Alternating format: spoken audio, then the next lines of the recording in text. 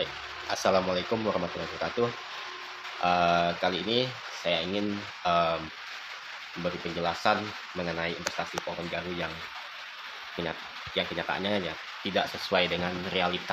Ya, investasi pohon garu ini seringkali digambar-gemborkan ya sebagai bisnis yang menjanjikan dengan iming-iming harga jual tinggi.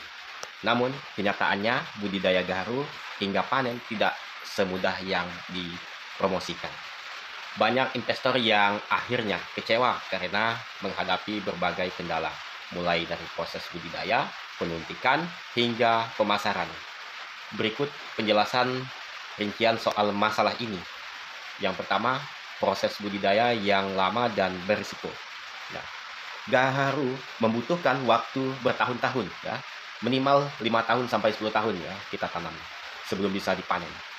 Tidak semua pohon bisa menghasilkan gubal atau gaharu berkualitas meski sudah disuntik inokulan atau jamur berbentuk resin. Banyak kasus gagal panen karena teknik inokulasi yang salah atau pohon tidak merespon dengan baik.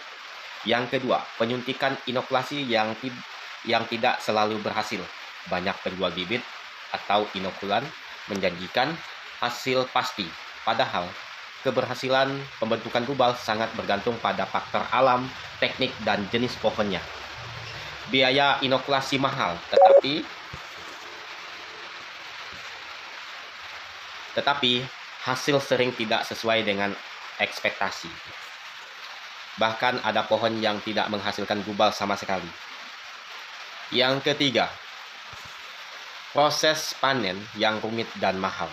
Setelah ditebang, pohon harus melalui proses carving atau pemotongan dan pencarian gubal yang membutuhkan tenaga ahli. Gubal yang dihasilkan seringkali sedikit atau kualitasnya rendah, atau kelas C atau terbuang yang ini, sehingga nilai jualnya turun drastis. Nah, dan yang keempat, sulitnya pemasaran minyak gaharu.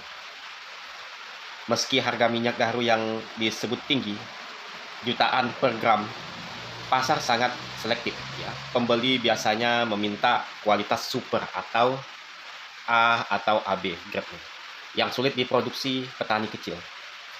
Proses penyulingan atau destilasi membutuhkan modal yang besar dan teknologi yang tepat. Banyak hasil suling petani lokal tidak memenuhi standar pasar internasional.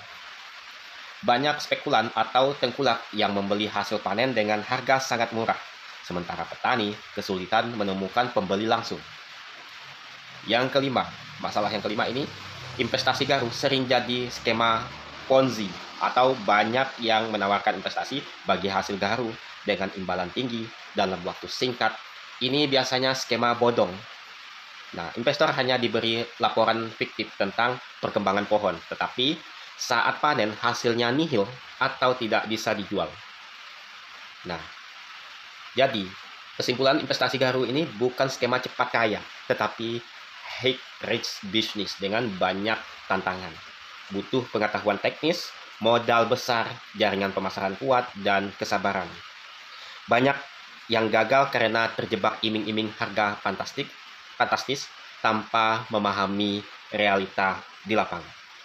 Jika Anda sudah terlanjur investasi dan mengalami kerugian, saya sarankan untuk mencari pembeli serius atau eksportir atau industri kosmetik dengan sertifikasi yang jelas, atau bergabung dengan komunitas petani gaharu untuk belajar teknik yang benar.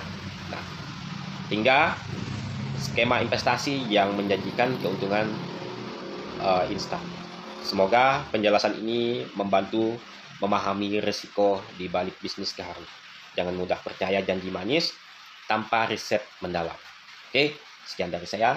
Wassalamualaikum warahmatullahi wabarakatuh.